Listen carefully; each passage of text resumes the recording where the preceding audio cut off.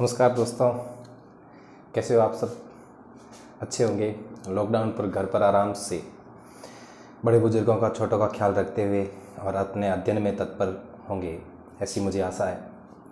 पिछले वीडियो में आभ्यंतर प्रयत्न के वीडियो में बहुत अच्छे आपके जवाब, आपके कमेंट्स और आपकी बहुत अच्छी जो आपने लिख करके अपनी भावनाओं को प्रकट किया, वो बहुत अच्छी लगी। उसके लिए आप सभी को धन्यवाद, आभार। आपका स्नेह प्यार सदैव इसी प्रकार बना रहे।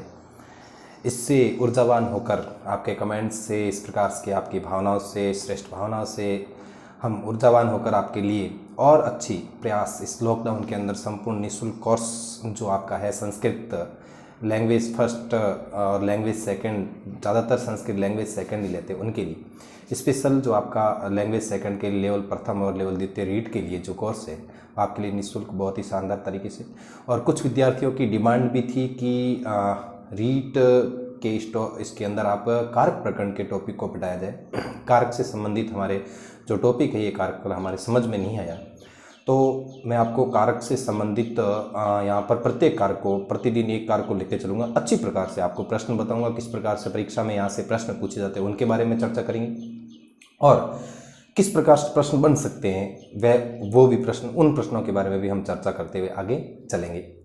तो आपकी इस अपनी डिमांड वाली क्लास के अंदर जो मैंने Telegram channel Sanskrit BL Chaudhary पर टेलीग्राम चैनल पर मैंने डाल दिया है, जिसने अभी तक टेलीग्राम चैनल को ज्वाइन नहीं किया है वो टेलीग्राम पर जा कर के, और इस वीडियो की डिस्क्रिप्शन में भी शिक्षण विधियों की आपके जो 4-5 क्लास हो रखी हैं, शिक्षण विधियों की आपको लिंक मिल जाएगी और समाज की आपको लिंक मिल जाएगी।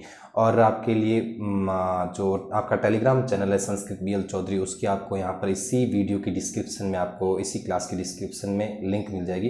तो जिसने अभी तक ज्वाइन नहीं किया वो टेलीग्राम को ज्वाइन कर ले। वहाँ पर बहुत ही बढ़िया, शानदार और धांसू वाली प्रश्नोत्तरी आती रहती है। और आज वाली इस धांसू क्लास के अंदर हम कारक प्रकरण को पढ़ते जा रहे हैं आपकी डिमांड पर, आपके लिए, आपके कहने पर। इसलिए आपको अपने ही अनुसार अपने मित्रों को इस क्लास को अच्छी प्रकार से, शानदार धांसू तरीके से शेयर करना है विद्यार्थियों।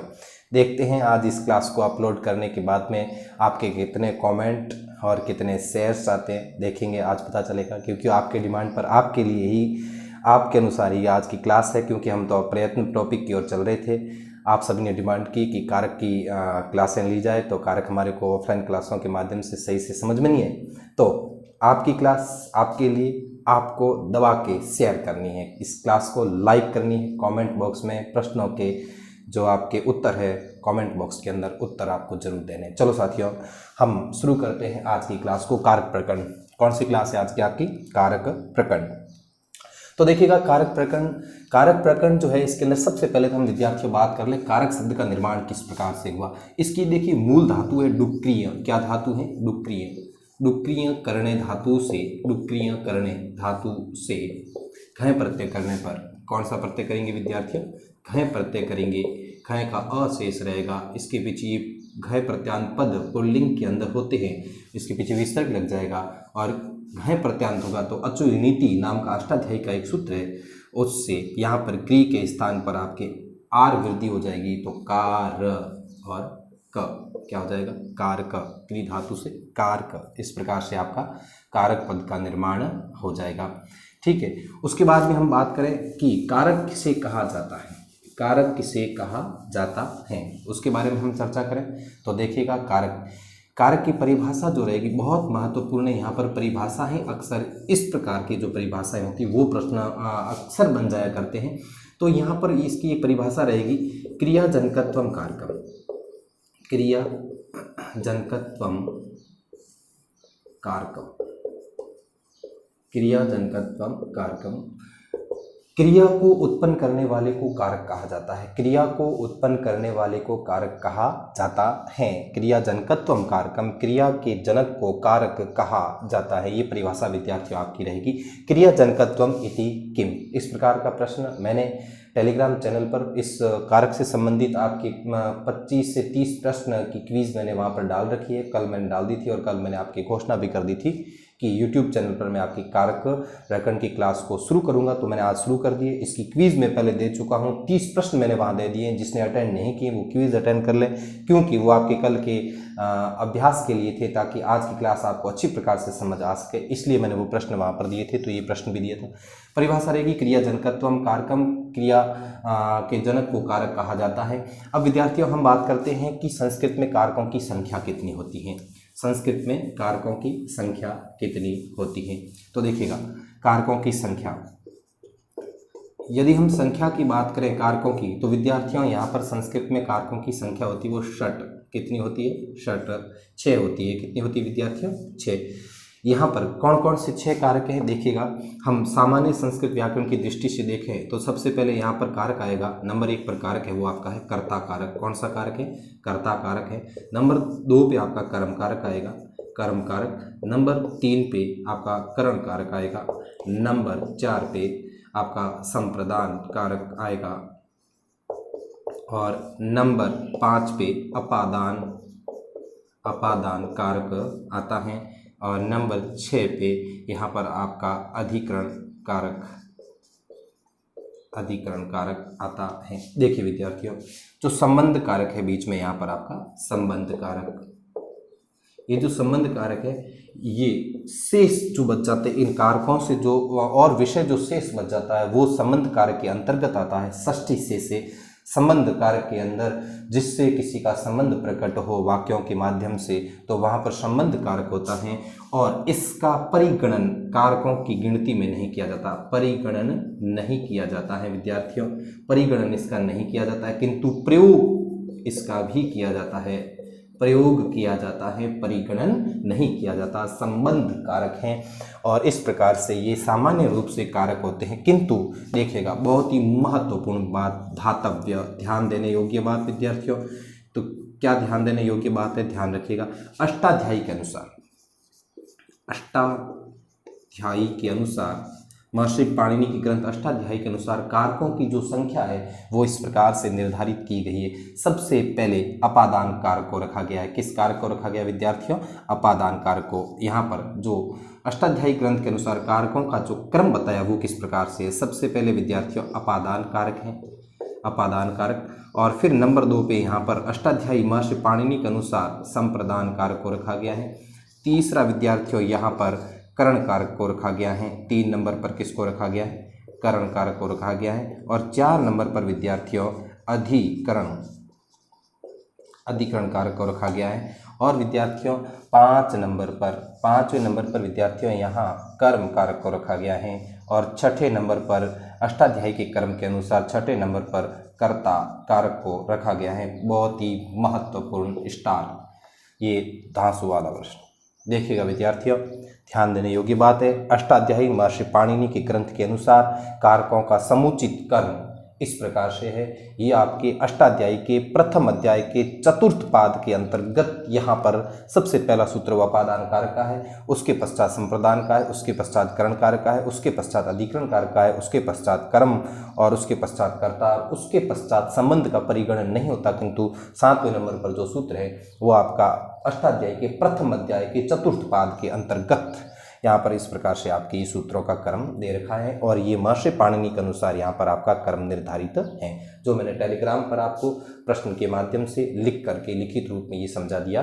था। अब विद्यार्थियों देखिएगा, हम बात करेंगे कर्ता कारक से शुरू करेंगे। उससे पहले कुछ और चीज़ों की बात कर लेते हैं। तो यहाँ देखिएगा संस्कृत में विभक्तियाँ कितनी होती है, बहुत ही महत्वपूर्ण बात। संस्कृत में विभक्तियों की बात करें, कुछ विद्यार्थी जो विभक्तियाँ जो होती हैं ये आपकी संस्कृत में 7 विभक्तियाँ होती है। कितनी विभक्तियाँ होती है? 7 विभक्तियाँ होती हैं। और 3 वचन होते हैं। कितने वचन होते हैं विद्यार्थियों? 3 वचन होते हैं। 3 वचन होते हैं। 7 विभक्तियाँ होती है, 8 विभक्तियाँ नहीं होती है। संबोधन प्रथमा विभक्ति का ही एक स्वरूप माना गया है। इस संबंधों से संबंधित मैंने बहुत गजब के प्रश्न आपके टेलीग्राम चैनल पर दे रखे हैं, उसका भी अभ्यास कीजिएगा विद्यार्थियों। 3 वचन होते हैं। और यहाँ पर ये जो आपके विभक्तियों वाले जो शब्दरूप निर्मित होते हैं कारकों के माध्यम से, विभक्तियों वाले शब्दरूप ये आपके सुबंत प्रत्ययों के माध्यम से होते हैं। किसके माध्यम से होते हैं? सुबंत प्रत्ययों के माध्यम से सुबंत प्रत्ययों के माध्यम से होते हैं। सुबंत प्रत्ययों की संख्या कितनी होती है विद्यार्थियों? इनकी संख्या 21, एक विंशति 21 होते हैं। एक विभक्ति में 3 प्रत्यय होते हैं और 7 विभक्तियों में 21 प्रत्यय होते हैं। तो कारकों से संबंधित विभक्तियां कितनी होती है? 7 विभक्तियां होती है। प्रत्येक विभक्ति में 3 वचन होते हैं और ये 3 वचन सुबंत प्रत्ययों के माध्यम से 7 विभक्तियां होती है। प्रत्येक विभक्ति में 3 वचनों के माध्यम से 3-3 प्रत्ययों का प्रयोग किया जाता है। इन्हें सुबंत प्रत्यय कहा जाता है और ये सुबंत प्रत्यय तद्धित प्रत्यय भी कहलाते हैं। कैसे प्रत्यय कहलाते हैं? तद्धित प्रत्यय भी कहलाते हैं। बहुत ही महत्वपूर्ण बात है, तिगंत प्रत्यय नहीं है, सुबंत प्रत्यय तद्धित प्रत्यय कहलाते हैं। ये सामान्य रूप से कारक है। यह आपका संबंध कारक प्रयोग में लिया जाता है, परिगणन इसका नहीं किया जाता। 7 विभक्तियां, 3 वचन, 21 सुबंत प्रत्यय और अष्टाध्यायी ग्रंथ के अनुसार, महर्षि पाणिनि के ग्रंथ अष्टाध्यायी के अनुसार सबसे पहले अपादान, 2 नंबर पर संप्रदान, करण, अधिकरण, कर्म और कर्ता, इस प्रकार से इन कारकों की आपके संख्या दे रखी है। अब हम चलेंगे विद्यार्थियों, हाँ, सबसे पहले हम कर्ता कारक की ओर चलते हैं और ये याद रखने, इसी प्रकार से आपका यहाँ पर प्रश्न निर्मित होने की संभावना रहती है। तो देखिएगा, हम बात करेंगे सबसे पहले आज कर्ता कारक की और हमारा पहला ही टॉपिक कारक प्रकरण में आज कर्ता कारक ही रहेगा। ये सामान्य सी जानकारी थी आपके लिए, जो आप बार बार कंफ्यूज हो रहे थे, तो ये आपके लिए सामान्य सी जानकारी कारकों के माध्यम से थी। और आज हम बात करने वाले हैं कर्ता कारक के बारे में। किस कारक के बारे में बात करेंगे विद्यार्थियों? कर्ता कारक के बारे में बात करेंगे। सबसे पहला कारक कर्ता। कर्ता कारक जो होता है विद्यार्थियों, प्रत्येक कारक का एक चिन्ह होता है, इसके साथ एक विभक्ति का प्रयोग होता है और इस कर्ता कारक का चिन्ह जो है वो विद्यार्थियों है ने, और इसके साथ ही विभक्ति का प्रयोग हुआ है, वो विभक्ति आपकी है प्रथमा। और यहाँ पर एक कर्ता कारक का जो सूत्र है विद्यार्थियों, वो सूत्र क्या है? उस सूत्र की बात करें कर्ता कारक का, तो विद्यार्थियों कर्ता कारक का सूत्र है स्वतंत्र कर्ता। क्या है? स्वतंत्र कर्ता, स्वतंत्र कर्ता, इस प्रकार से आपका यहाँ पर सूत्र है। और स्वतंत्र कर्ता कर्ता होता है वो स्वतंत्र होता है। इस स्वतंत्र कर्ता सूत्र के अंदर जो प्रथमा विभक्ति का प्रयोग होता है उसका सूत्र है कर्तरी प्रथमा। क्या है? कर्तरी प्रथमा सूत्र से, कर्तरी प्रथमा सूत्र से प्रथमा विभक्ति का यहाँ पर प्रयोग होता है। जैसे वाक्यों के माध्यम से प्रयोग करें तो किस प्रकार से, जो वाक्य में कर्ता होगा, सामान्य रूप से वाक्य के अंदर 3 चीज़ें होती है, पहला कर्ता होता है, दूसरा कर्म और तीसरी क्रिया। तो जैसे यहाँ पर रामः विद्यालयम,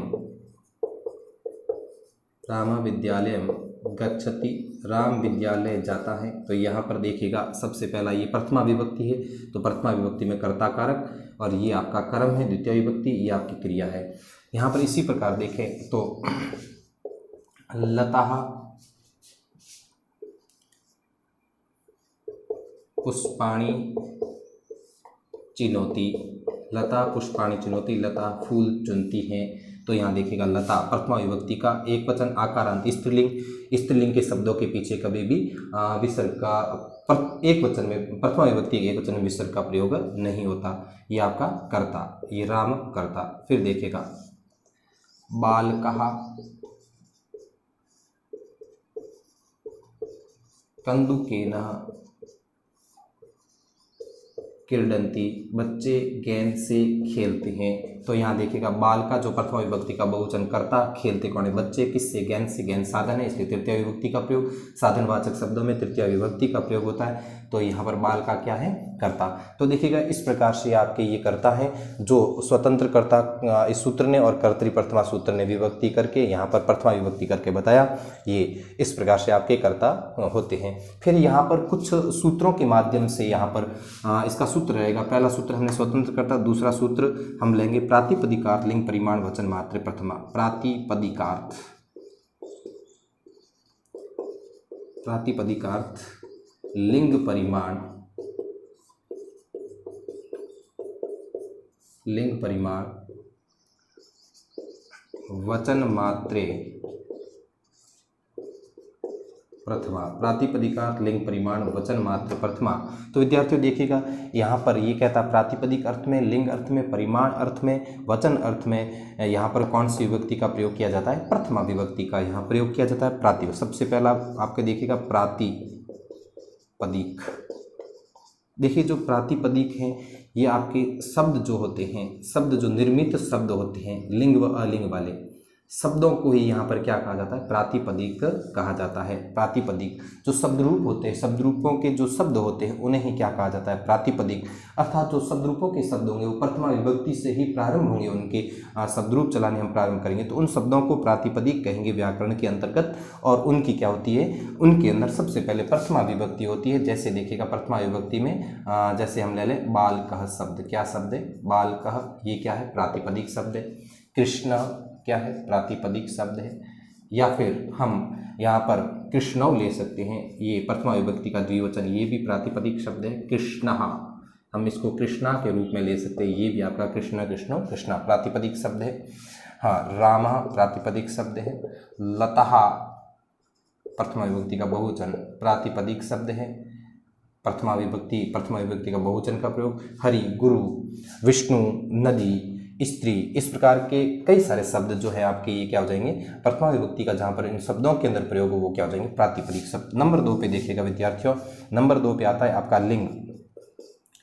तो लिंग जो शब्द है, लिंग का निर्धारण होता है वो भी प्रथमा विभक्ति में होता है। जैसे देखिएगा सबसे पहले राम, ये क्या अकारांत पुल्लिंग, कैसा है, पुल्लिंग है। और दूसरा देखिएगा आपके राम के बाद में आ गया आपका लता, आकारांत स्त्रीलिंग, आकारांत स्त्रीलिंग, और ये स्त्रीलिंग का हो गया। लिंग, त्रिशु, लिंगेशु। और फिर यहाँ पर देखिएगा फलम शब्द, क्या शब्द है, फलम शब्द क्या है, नपुंसकलिंग, कैसा लिंग है, नपुंसकलिंग। और एक तट शब्द आता है, तटम त्रिशु, क्या आता है, तटम त्रिशु, अर्थात जो तट शब्द है वो तीनों लिंगों में होता है, तटम त्रिशु। पहला है तटः, दूसरा स्त्रीलिंग में तटी, और तीसरा नपुंसकलिंग में तटम। तो ये तटम त्रिशु पुल्लिंग, स्त्रीलिंग, नपुंसकलिंग। प्रथमा विभक्ति का एक वचन। लिंग का निर्धारण भी प्रथमा विभक्ति के अंतर्गत ही किया जाता है। फिर आता है परिमाण, क्या आता है विद्यार्थियों, परिमाण देखिएगा एक विशेष प्रकार के प्राचीन काल में जो चलने वाले परिमाण है उनके बारे में हम चर्चा करेंगे। तो देखिएगा परिमाण जो है, परिमाणवाचक शब्दों में अर्थात माप, तोल, मूल्य निर्धारणवाचक शब्दों में, माप तोल वाले शब्दों में क्या होती है, प्रथमा विभक्ति होती है। जैसे सबसे पहले इसका देखिएगा द्रोण व्रीहि, प्राचीन काल में कोई विशेष प्रकार के नाप होते थे, द्रोण व्रीहि अर्थात बाल्टी भर चावल, 16 बाल्टी कहा जाता है कि द्रोण व्रीहि का मतलब होता है 16 बाल्टी, बाल्टी भर चावल, द्रोण व्रीहि का मतलब बाल्टी। द्रोण प्रथमा विभक्ति का एक वचन, व्रीहि प्रथमा विभक्ति का एक वचन। अब इसके अंदर देखें विद्यार्थियों तो यहाँ पर आता है खारी, क्या आता है, खारी। और दूसरा आता है आडकम, क्या आता है, आढ़कम। देखिएगा खारी और आडकम, खारी जो शब्द है ये भी प्राचीन काल में प्रचलित एक परिमाणवाचक शब्द है, माप तोल वाचक शब्द माना गया है। आडकम जो शब्द है ये भी प्राचीन काल में परिमाणवाचक शब्द, नाप तोल का शब्द यहाँ पर आपकी माना गया है। तो यहाँ पर जो खारी है, यहाँ कहा जाता है कि 16 बाल्टी भर, 16 बाल्टियों के जो धान है, 16 बाल्टियों का धान, कितनी बाल्टी भर, 16 बाल्टियों का धान, जो 16 बाल्टियों का जो धान था उसे क्या कहते हैं, यहाँ पर हम खारी कहते हैं। आडकम एक बाल्टी का चौथाई भाग, एक बाल्टी का कैसा भाग विद्यार्थियों, चौथाई भाग जो है वो आपका क्या कहलाता है, आडकम कहलाता है। इस प्रकार से ये परिमाणवाचक शब्द द्रोण व्रीहि, खारी और आडकम। एक बाल्टी का चौथाई हिस्सा, खारी अर्थात 16 बाल्टियों युक्त चावल, द्रोण व्रीहि एक बाल्टी युक्त चावल, एक बाल्टी से युक्त। इस प्रकार का नाप तोल वजन जो था वो परिमाण रूप में प्रथमा विभक्ति का यहाँ पर प्रयोग होता है। कौन सी विभक्ति का, प्रथमा विभक्ति का। फिर आता है आपका विद्यार्थियों परिमाण के बाद में वचन मात्र में, किस मात्र में, वचन मात्र में। वचन मात्र में यहाँ पर देखिएगा वचन किसी का निर्धारण करना हो, संख्या का निर्धारण करना हो तो वहाँ पर भी कौन सी विभक्ति होगी विद्यार्थियों, प्रथमा विभक्ति होगी। और यहाँ पर वचन में देखिएगा जैसे संख्यावाची वचनों का प्रयोग करें तो एक, द्वौ और बहु, चत्वार, पंच, षट, सप्त, अष्ट, नव, 10, इस प्रकार से हम संख्याओं का निर्धारण कर सकते हैं। एक वचन, बहु मतलब 3 से लेकर के आगे वाली जितनी भी संख्याएं होगी उनके अंदर कौन सा, बहुवचन का प्रयोग किया जाएगा। 2 संख्याओं के अंदर द्विवचन का प्रयोग होगा, 1 संख्या के अंदर एक वचन का प्रयोग किया जाएगा। इस प्रकार वचन के अंदर आपके भी प्रथमा विभक्ति का प्रयोग किया जाता है। ये आपके था प्रातिपदिकार्थ लिंग परिमाण। प्रातिपदिक शब्द को अच्छी प्रकार समझिए। अब जो शब्द रूपों के माध्यम से शब्द चलाए जाते हैं उन्हें प्रातिपदिक कहा जाता है। मैंने आपकी बात की, यहाँ से समझाया।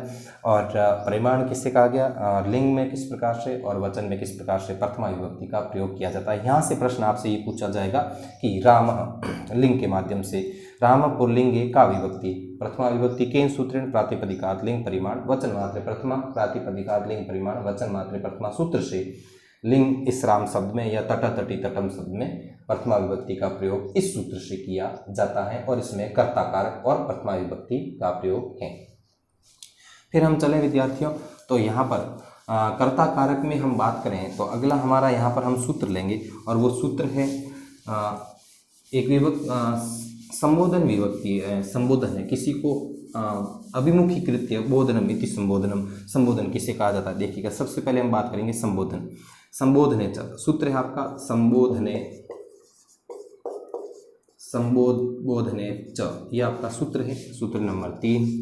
और संबोधन किसे कहा जाता है, अभिमुखीकृत्य बोधनम। अभिमुखी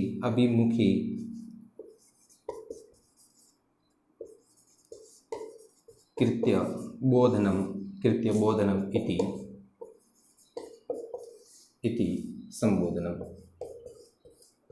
कृत्य बोधनम इति किसी के सम्मुख मुख करके उसका आह्वान करना, उसको बुलाना, उसे क्या कहा जाता है, संबोधन कहा जाता है। और संबोधन के अंदर भी कौन सी विभक्ति का विद्यार्थियों प्रयोग होता है, प्रथमा विभक्ति का प्रयोग होता है। प्रथमा विभक्ति का ही द्वितीय स्वरूप संबोधन है। संबोधन कोई अलग से 8वीं विभक्ति नहीं है, ये प्रथमा विभक्ति का ही स्वरूप है। संबोधने च सूत्र ने कहा, च ने कहा प्रथमा विभक्ति की अनुवृत्ति आई और इस च ने कहा कि संबोधन वाचक पदों के योग में भी प्रथमा विभक्ति का प्रयोग होता है। जैसे देखिएगा, हे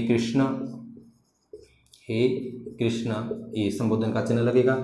हे लते, हे लतः बहुवचन का प्रयोग कर ले हम, जैसे हे लतः हो रामौ ये आपका संबोधन। अरे सीते, इस प्रकार से संबोधन के अंदर कौन सी विभक्ति यहाँ पर विद्यार्थियों, इन सभी शब्दों में प्रथमा विभक्ति। संबोधित किया जा रहा है, मात्र संबोधित किया जा रहा है। अभिमुखीकृत्य बोधनम इति संबोधनम। सम्मुख मुख करके किसी को बुलाया जाना क्या कहलाता है, संबोधन कहलाता है। फिर यहाँ पर देखिएगा संबोधने च, किंतु इसके अंदर एक विशिष्ट स्टार बना दीजिएगा, महत्वपूर्ण। मैंने आपको ऑफलाइन क्लासेस के माध्यम से भी ये चीज़ बताई थी, किंतु और बता देता हूँ। यहाँ संबुद्धि संज्ञा होती है, एक वचनम संबुद्धि। क्या है विद्यार्थियों, एक वचनम संबुद्धि। कई बार आप शब्द रूप याद करते हैं तो आपकी समस्या क्या होती है कि जैसे ही हम संबोधन के अंदर जाते हैं तो संबोधन का एक वचन परिवर्तित हो जाता है। दीर्घ ई की मात्रा है, ह्रस्व ई की मात्रा हो जाती है। ऊ की मात्रा है, गुरु है, जैसे विष्णु है तो वहाँ पर ओ की संबोधन की एक वचन के अंदर ओ की मात्राएं हो जाती है। मतलब जो भी है वहाँ पर एक वचन चेंज होता है। तो वो किस वजह से होता है, क्योंकि वहाँ पर उनकी एक वचनम संबुद्धि संज्ञा होती है। संबुद्धि संज्ञा होते ही संबोधन का एक वचन सर्वदा परिवर्तित हो जाता है, ये ध्यान रखिएगा। जैसे यहाँ पर देखिएगा, अब यहाँ हम शब्द लें, जैसे हे बालकः, प्रथमा विभक्ति के पीछे क्या है, बालक के पीछे क्या है, विसर्ग लगता है। और जैसे ही हम संबोधन के इसके अंदर ले जाएंगे तो यहाँ पर ये एक वचन है, एक वचन के अंदर विसर्ग का प्रयोग हो जाएगा। है प्रथमा विभक्ति का एक वचन, किंतु संबोधन के अंतर्गत एक वचन संबुद्धि संज्ञा होने की वजह से बालक के पीछे जो विसर्ग था उसका परिवर्तित हो गया, अर्थात विसर्ग घट गया, उसको दूर कर दिया हमने विसर्ग को। और जैसे यहाँ पर लता है, हे लते हमने कर दिया यहाँ पर, ये देखिएगा लता प्रथमा विभक्ति का एक वचन, द्विवचन लते ही रहेगा, एक वचन है, एक वचन भी आ की जगह क्या कर दिया हमने, ए। और जिस एक प्रकार से जैसे नदी है, नदी शब्द है, प्रथमा विभक्ति के एक वचन नदी के अंदर दीर्घ ई की मात्रा होती है, किंतु जैसे ही संबोधन के एक वचन में जाएंगे नदी के अंदर ह्रस्व ई की मात्रा हो जाएगी।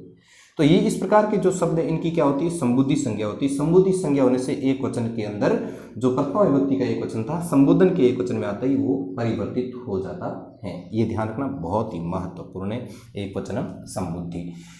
इसको अच्छी प्रकार से आप क्लियर कीजिएगा। अब हम चलते हैं और कहाँ कहाँ पर आपकी प्रथमा विभक्ति का प्रयोग किया जाता है, तो वहाँ पर हम चलते हैं। और यहाँ पर आता है उक्त कर्तृकर्मणि। हम चौथे सूत्र की ओर चलेंगे। आप स्क्रीनशॉट लेना चाहें या फिर अच्छे से इसको देखना चाहें देख लीजिएगा। हम अगले सूत्र की ओर चल रहे हैं प्रथमा विभक्ति के।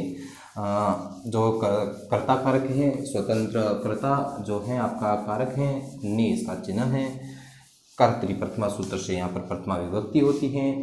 और यहाँ पर इसका चौथा सूत्र आएगा उक्त कर्तरी कर्मणि, उक्त